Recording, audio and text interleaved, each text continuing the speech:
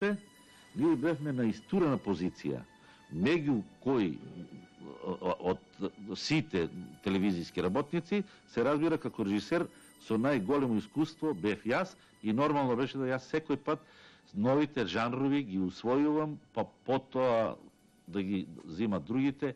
И тоа беше една од причините што јас жанровски и ден денеска не можем да се одредам. Мојот драг колега Ацо Алексов беше многу често присутен во работата на надворешна продукција, снимање на многобројни емисии со репортажите коли на македонската радио и телевизија. Оно што би сакал да го кажам, тоа е моето прва мисла која ми паѓа на него, мојата прва работа како млад инженер, кога дојдов на работа 1971 година и после месец дена на обука отидов во Куманово да снимам театарската представа Ленче Кумановче, која беше негова режија. Кога дојдов во екипата со Ацо, тој веќе работеше со неговиот асистент Драган Ничев. Јас се вклучив како трет соработник, почнав како секретар по режија, а понатаму и како асистент по режија. Ацо ми дозволуваше да работам често пати и сама во репортажната кола. Тој беше доволно, например, се сеќавам на Ленче Кумановче кога работевме во Кумановскиот театар.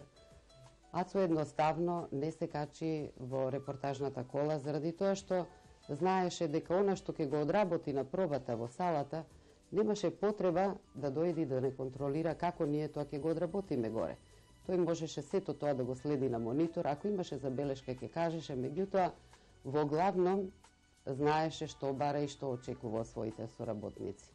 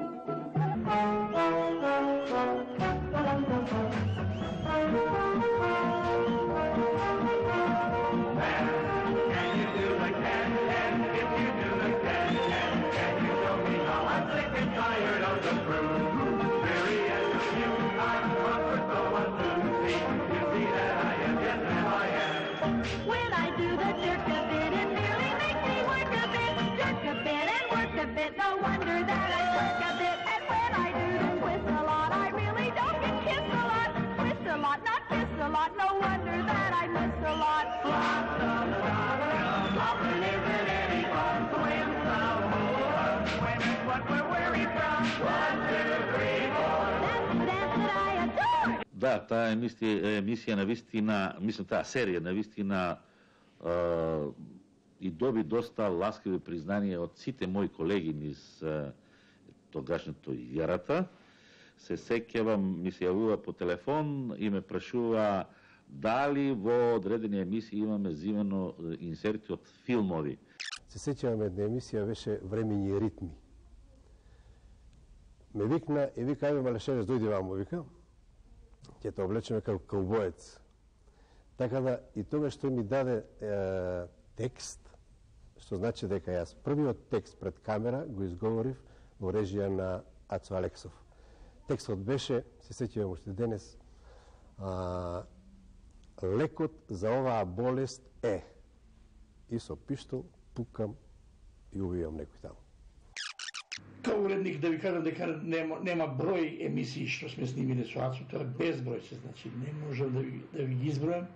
Со циклуси емисии, со забавно меѓувреме по сите градови снимање и така натаму, шоу програми, без 30 на новогодишни програми или главните емисии во новогодишни програми, се било со Ацо. А као композитор имам неколку серии, тоа е Волшебно за самарче музика сум правил со Ацо, Шути и рогати,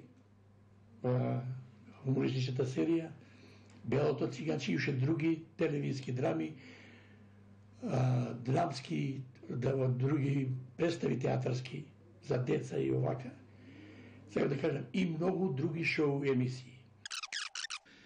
Така, јас би сакал, ако може, да погледаме еден инсерт од една песна на Френки Лейн, за која после имаше еден симпозиум во телевизија Скопје, дојдоа до констатација дека тоа е првиот ТВ спот во Југославија.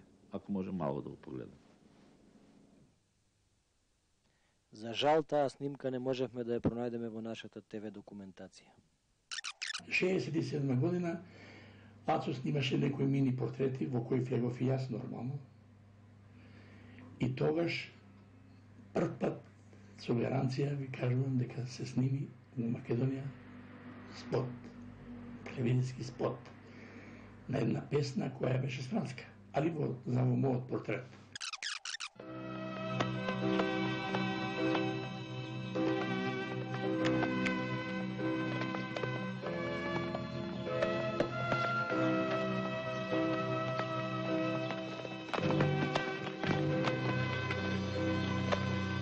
Ајде, трајче, токму како порачен.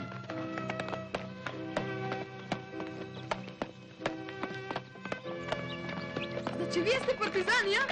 А што мислиш? Сега знаеш што сум. Ти го помоли да ги растовариме дрвата, а да го товариме ова другото.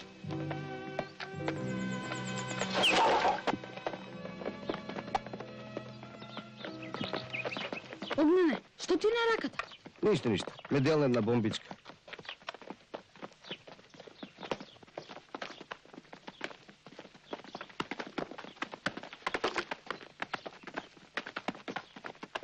Emilio, guarda chi c'è con i partigiani.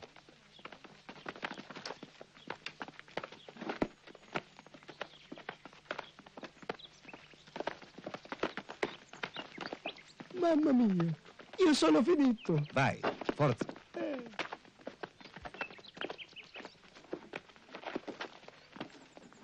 Drži. Федерико! Трајце, тук Пиколо партизан. Од каде го познаваш? Федерико! Тој ми ги врати парите. Не знам дали би можеле да го повториме тоа. Зошто? Затоа што волшебното самрче дојде во еден период кога ние како куќе, како телевизија, дојдовме до едно свое созревање, меѓутоа ентузијазмот ни беше на најголема врвна точка. Сите бевме големи ентузијасти. Од реквизитер, до снимател, до режисер, до асистент, до артист. Можем исто така да кажем многу добри зборови за војниците што учествуваа и како партизани, и како германци кои се боре. На едно место, само да ви кажем една анекдота. Имавме еден вод на минофрлачи кои требаше да пукат со школски муниција. Меѓутоа никој не ни успеваше тоа. Све тие гранатите ни паѓаа пред миробоцачите. Тој офицерот толку се налути и вика: мајката, ја ќе донесам боева муниција, ќе направиме барикади, мора ова да успее. Значи, сите сакавме да успее. Волшебното самрче, таа серија за деца, мислам дека е еден од најзначајните проекти што воопшто не само телевизијата, него воопшто во Македонија е снимено. Пред се, да речеме, сигурно дека голем удел имаше и одличното сценарио, но она што мене ми остави впечаток, тоа е професионалноста со која се работеше таа серија. Јас појдо, мојко моја, за утре да се вратам, но во борба, ако паднам, нека ме замени некој друг. Но во борба, ако паднам, нека ме замени некој друг.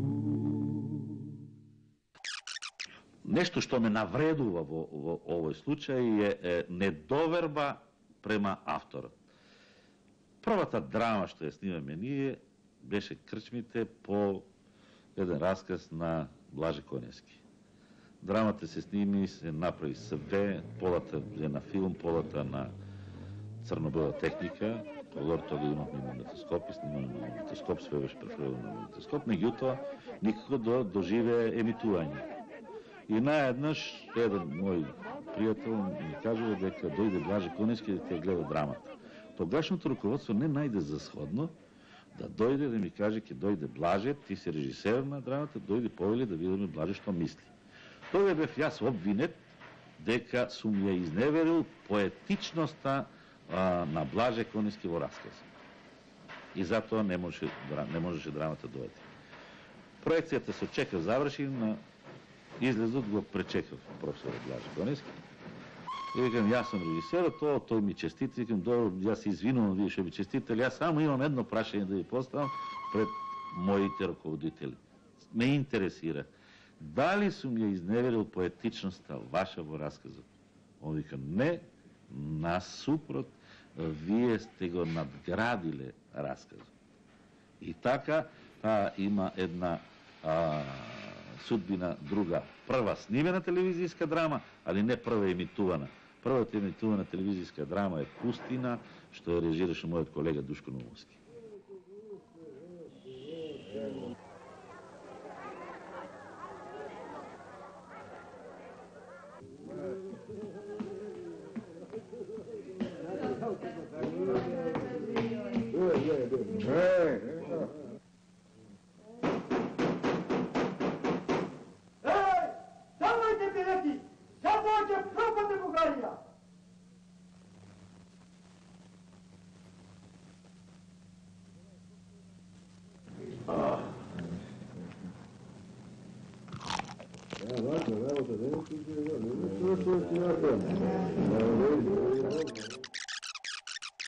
Неговата борба, заедно со нас, заедно со една група режисери кои што држевме до тоа дека режијата е една посебна дисциплина, умствена, ментална, творечка и креативна дисциплина, ние сакаме на некој начин на режијата да му додадеме прерогатив на уметност, прерогатив на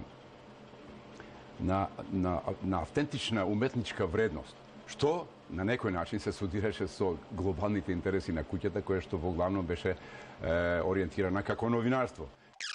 Меѓутоа, мислам дека, тоа се неминовности во текот на работењето. Навистина ми е жал што 4 прекрасни годишни времења на Живко Чинго не ја виде нашата јавност. Навистина ми е жал.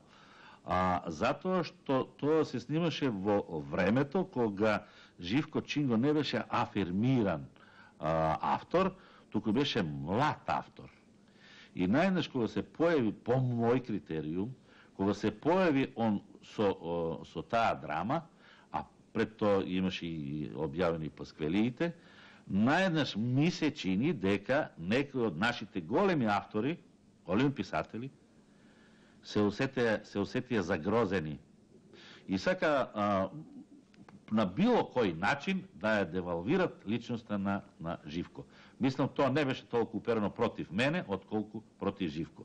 Меѓутоа, тоа беше едно време кој на тие луѓе и модеше, не сакам да спомнувам имиња, на тие луѓе кои модеше во прилог.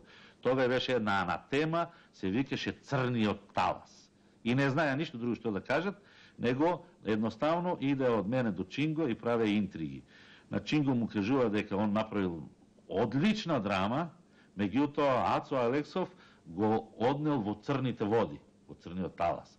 А мене доаѓа и ми кажува дека што се петлеш со овие работи, гледаш дека Чинго е залутал у Црниот талас, испери се ти на страна, дај у штампа, откажи се од ово. И на вистина, еден ден читам ја во штампа, сум се откажал од проектот, Чинго ме однел у црните води, и Чинго ми вика, зашто бе, он вика, пријателе, зашто бе, пријателе, така, што е, Живко? Па се откажал од мене, нисам се откажал од тебе, нисам кажал збор, па кој го напишал тоа во вестник? Не знам кој го напишал.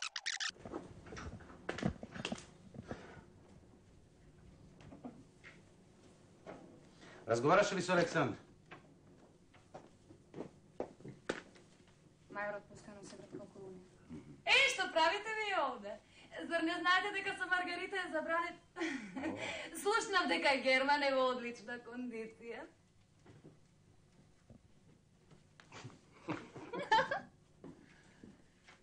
Zdravo, Aleksandre. Dobar den. Odavna ve nema. Ме прати мајорот. Телефонот му бил расит. Чув, и за да ја озборувате Александра, нели? Големи паузи правите, господине Горски. Уживам да ги збркува мажите, особено ако има така убаво име. А јас сум просто Бигорска. Знаете ли што е тоа Бигор? Камен. Горски камен и символ на страдањата. Грозно. Тај да го памтам дека е човек кој сакаше секојаш да помогне, голем организатор, голем аниматор и еден човек кој имаше страшен дух, мислам. Секојаш пробаше на шала многу нешто да ги кажи и имаше многу јасен став према луѓето. Имаше луѓе во кои веруваше и му даваше апсолутна поддршка и луѓе кои вака априори ги отфрлаше, оние што не сакаја да работеа, тој беше човек кој стварно работеше. Работеше од јутре до сутра. Да пречекува Ацо Алексов во холот и ми вика од неколку млади режисери ти си одреден да го работиш Макфест. Јас застанав и реков, зошто баш? Затоа што сметаме дека ти си млад човек, се разбираш од музика и дека ќе даеш нешто ново и треба да го работиш. Како влегов на првиот Макфест пред 23 години, така останав цели 23 години. Значи човекот имал право тоа што го кажал тогаш за мене. Што ти е? Што ми е? Ништо не е, те гледаш, пијам. Пијам бе, јас. Зошто пијаш? Како зошто? Како зошто? Жена ми се поради. То? Баш, добро. И? Гигачки, вечерки, дуге. Зато си пијал? Не сум пијал за. Затоа што ова ми е четврта жена и 12-та ќерка.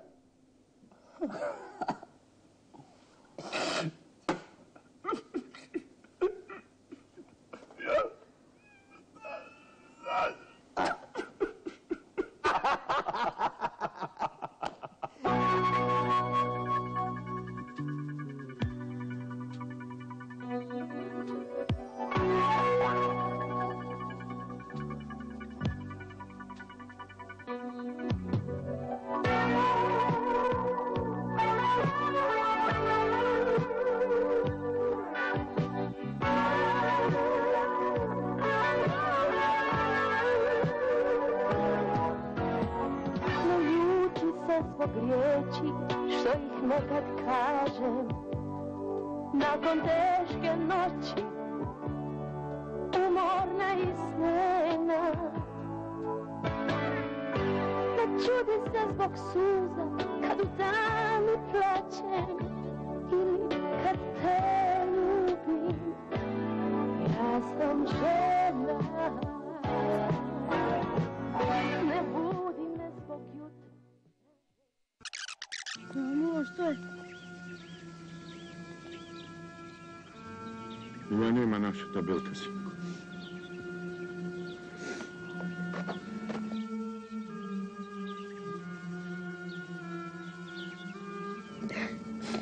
Ја нема нашата белка. За секогаш си отиде. Нашиот добар стар пријател. Што ќе прави сега Бреско без тебе, белка? Што ќе правиме ние? Заради тебе го направивме гумното. Заради тебе не викнаа селаните да вршиме. Ајде, ајде. Не плачи. Барем тебе ти го остави Бреско.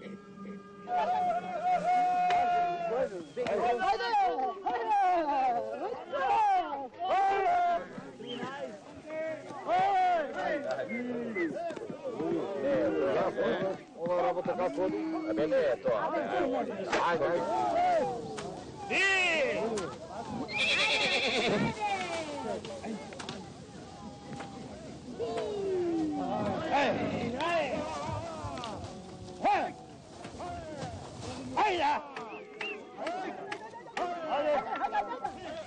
И гумното ни го земе. Што е наше, нема да земат. Не плаши се. Ајде! Ајде! Ајде!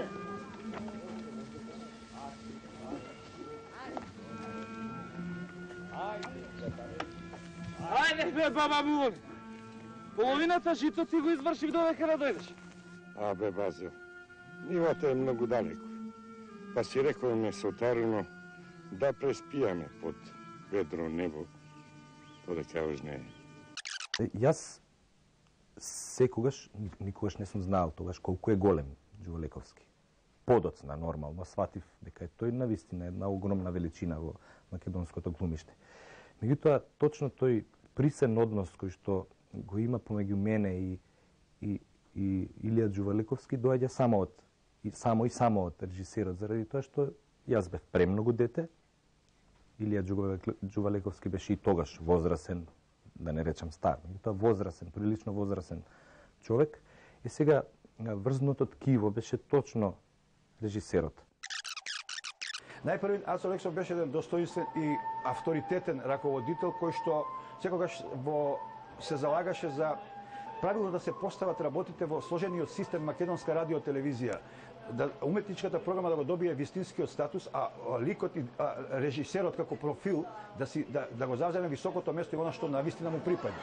Од другиот аспект и другото наше блиска релација со Ацо Алексов, првата драма која што ја напиша некаде во почетокот на 80-тите години, играната драма, телевизиска драма